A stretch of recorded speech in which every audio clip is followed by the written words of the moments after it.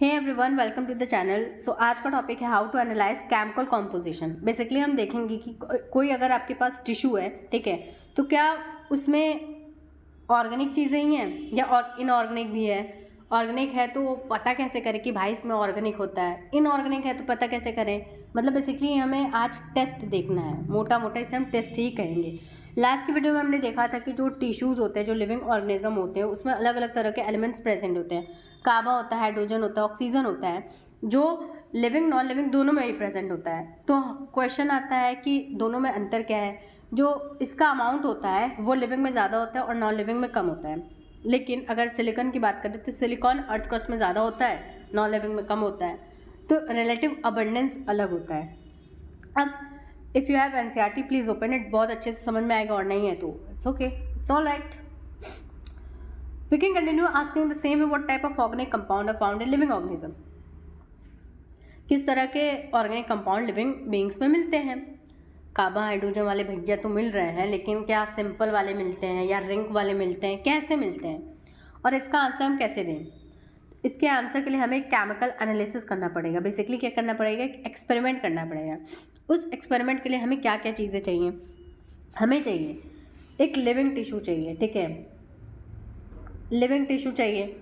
हमें चाहिए trichloro acetic acid चाहिए, पानी चाहिए ना, बेसिकली पानी नहीं बोलोगे, एक सॉल्वेंट चाहिए जिसमें आप डालोगे। आपको एक बर्तन चाहिए, मॉर्टर और पेस्टल, और इससे आपका केमिकल एनालिसिस हो जाएगा।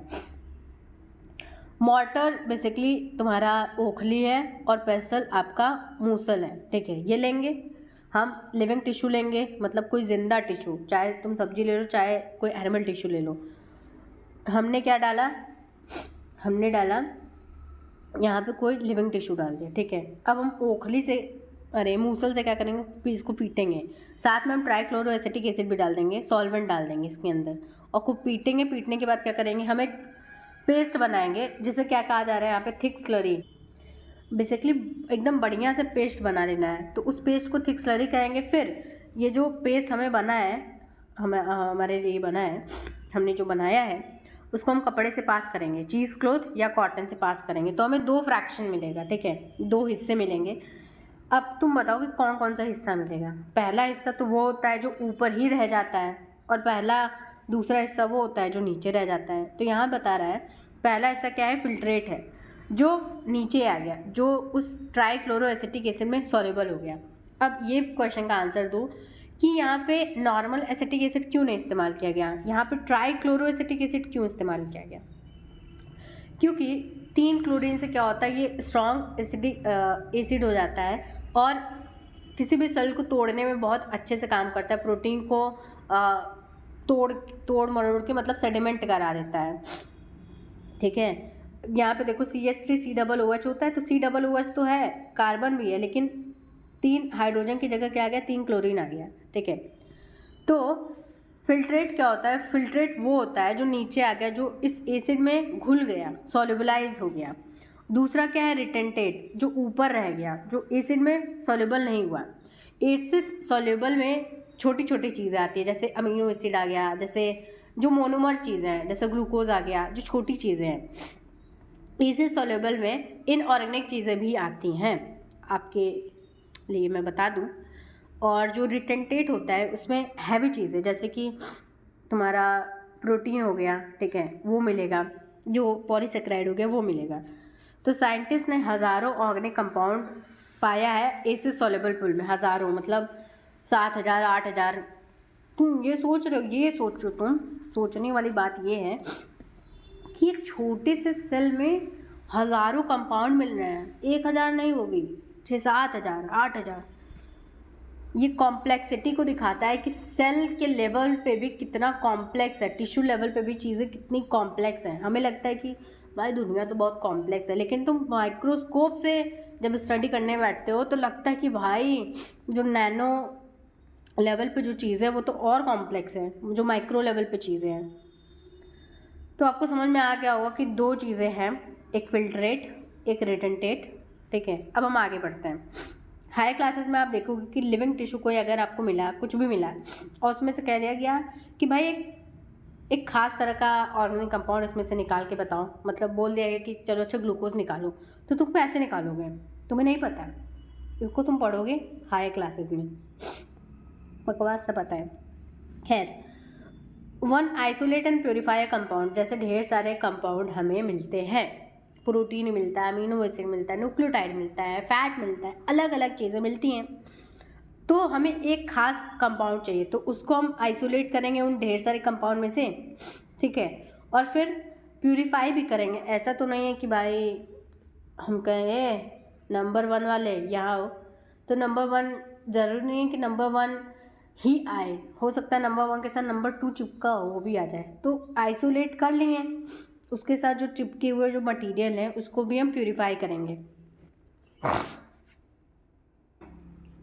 यहाँ पे लिखा है जब एनालिटिकल टेक्निक आप परफॉर्म करते हो किसी कंपाउंड पे, एनालिटिकल टेक्निक मतलब है जैसे क्रिस्टलोग्राफी है, क्रोमेटोग्राफी, अलग अलग मेथड्स हैं।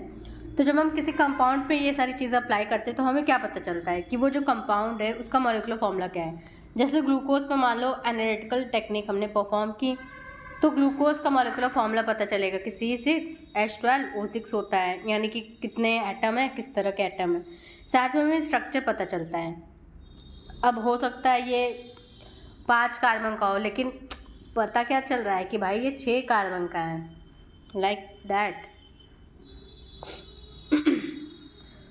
अब यहाँ पे बायोमोलिक्यूल भैया के बारे में समझो, क्या बोल रहा है कि बायोमोलिक्यूल क्या है। बायोमोलिक्यूल ऐसे कार्बन के कंपाउंड है जो कि हमें लिविंग टिश्यू से मिलते हैं। मोटा मोटा तो यही है कि कार्बन के ही कंपाउंड है, लेकिन अगर बोल दे भाई CO2 बताओ, CO2 भी तो होना चाहिए ना मालिक, बायोमोलिक्यूल नहीं बोलते हैं इसे, क्योंकि कंपलसरी चीज़ यह है कि कार्बन हाइड्रोजन का बॉन्ड होना चाहिए, तब उसको बोलेंगे biomolecule. Living organism have also got inorganic element and compound. Inorganic element भी तो है, कैल्शियम है, मैग्नीशियम है। इनऑर्गेनिक कंपाउंड भी तो है, कैल्शियम कार्बोनेट है। तो हम पता कैसे करेंगे कि भाई जो आपका टिश्यू है उसमें ऑर्गेनिक के साथ इनऑर्गेनिक चीज़ें भी मिलती हैं। ऑर्गेनिक मिलती हैं कैसे पता चला, पहला वाला एक्सपेरिमेंट जिसमें हमने क्या किया था, ट्राइक्लोरोएसिटिक एसिड का इस्तेमाल किया था, ठीक है। अब हमें पता करना है कि इनऑर्गेनिक चीज़ें अगर मिलती हैं तो कैसे पता करें। तो उसके लिए हमें एक खतरनाक सा एक्सपेरिमेंट करना होगा, डिस्ट्रक्टिव एक्सपेरिमेंट करना होगा। क्या करेंगे बेसिकली, हम टिश्यू लेंगे। परंपरा यही है कि आपको लिविंग टिश्यू लेना है, चाहे आपको ऑर्गेनिक के बारे में पता करना हो या इनऑर्गेनिक के बारे में, आपको लिविंग टिश्यू लेना है, ठीक है। उसका हम वेट कर लेंगे, वेट करेंगे। अब हर चीज़ में क्या होता है, 80% 70% पानी होता है, ठीक है। तो वेट करने पे क्या आएगा कि उस चीज़ का एक्चुअल जो वेट होगा प्लस जो पानी होगा वो हमें पता चलेगा वेट में, जो हम पहली बार वेट करेंगे तब। वेट मतलब वजन करना, ठीक है। फिर हम अब क्या करेंगे, उसको सुखा लेंगे तो पानी को उड़ा लेंगे, ऑल द वाटर इवापोरेट, पानी उड़ गया। तो अब जो बचा हुआ मटेरियल है वो हमें ड्राई वेट देगा। अब इसको हम क्या करेंगे, जला देंगे, एकदम भयंकर जला देंगे। तो जलाने से होगा क्या, जलाया क्यों जा रहा है, इंपॉर्टेंट क्वेश्चन ये है कि जलाया क्यों जा रहा है। जलाया इसलिए जा रहा है ताकि जो ऑर्गेनिक चीज़ है, जो कार्बन कंपाउंड, वो ऑक्सीडाइज होके गैस बन जाए, मतलब जैसे जितने भी कार्बन है वो CO2 बन जाए, अगर हाइड्रोजन है तो वो H2O बन के उड़ जाए, मतलब जितने भी कार्बन से रिलेटेड जो चीज़ें हैं ऑर्गेनिक कंपाउंड है वो उड़ जाए, ताकि अब जो हमें केवल मिले वो इनऑर्गेनिक हो। जलाने के बाद जो राख मिल रहा है हमें, जो ऐश मिल रहा है, उसको इनऑर्गेनिक कहते हैं। अब इसमें इनऑर्गेनिक एलिमेंट है जैसे कैल्शियम है, मैग्नीशियम है, देखें सोडियम है, और इनऑर्गेनिक कंपाउंड भी मिल रहा है जैसे सल्फेट। सल्फेट का मतलब क्या है, SO4 2- सल्फेट मिल रहा है हमें। फॉस्फेट मिल रहा है, PO4 3-। फॉस्फेट, अगर फॉस्फोरस की बात करें तो वो आपके DNA में होता है, आपकी ATP में होता है, तो बहुत ही इंपॉर्टेंट है भैया इनऑर्गेनिक चीज़ें।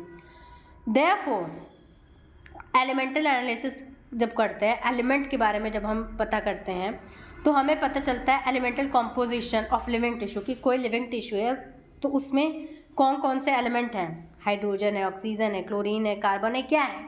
और जब हम कंपाउंड के बारे में एक्सपेरिमेंट करते हैं, कंपाउंड पे एनालिसिस करते हैं, तब हमें पता चलता है कि भाई साहब इसमें ऑर्गेनिक के साथ साथ इनऑर्गेनिक भी है, प्रोटीन भैया, प्रोटीन के साथ कैल्शियम मैग्नीशियम भी है। लेकिन हम पढ़ते क्यों हैं केवल बायोमोलिक्यूल्स में मोस्टली ऑर्गेनिक चीज़ों को, इसलिए क्योंकि वो बेस बनाता है। ये जो इनऑर्गेनिक चीज़ें हैं वो सपोर्ट देती हैं। जैसे अगर कोई घर होता है तो घर जो होता है ब्रिक से बनता है, अगर उसका बेस बनाना है तो वो ब्रिक से बनता है, वो आपका जो लोहे हैं उससे बनता है। अगर हम इलेक्ट्रिसिटी की बात करें, जो तारे जा रहे हैं तो क्या घर उससे बन रहा है? नहीं। लेकिन घर विदाउट इलेक्ट्रिसिटी थोड़ा सा इनकम्प्लीट सा है, थोड़ा सा क्या आज के टाइम में बहुत ही इनकम्प्लीट सा है।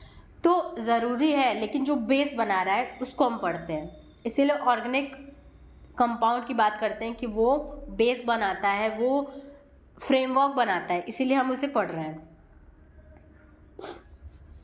अब नेक्स्ट वीडियो में हम देखेंगे अमीनो एसिड के बारे में, और जो नीट रेलेवेंट इंपॉर्टेंट पॉइंट्स है वो मैं बता देती हूँ। So these are neat relevant points, दिमाग में रहना चाहिए जो जो हाईलाइट किए हैं, उससे एक दूसरे को लिंक करो, ठीक है। और यहाँ देख लो, एक बायोमोलिक्यूल्स क्या है, कैसे हम डिस्ट्रक्टिव एक्सपेरिमेंट करते हैं, जला देते हैं, ऐश मिलता है। यहाँ पे इम्पॉर्टेंट ये चीज़ है कि इनऑर्गेनिक में वाटर दे रखा है, ठीक है। वाटर का अगर पूछा जाए तो वो इनऑर्गेनिक होगा, और जो जो कंपाउंड्स हैं NaCl, calcium carbonate, phosphate, sulphate, ये याद रखना। So yeah that is it. Please do comment and tell me कि कैसा है, क्या इम्प्रूव कर सकते हैं, और पढ़ भी लो भाई।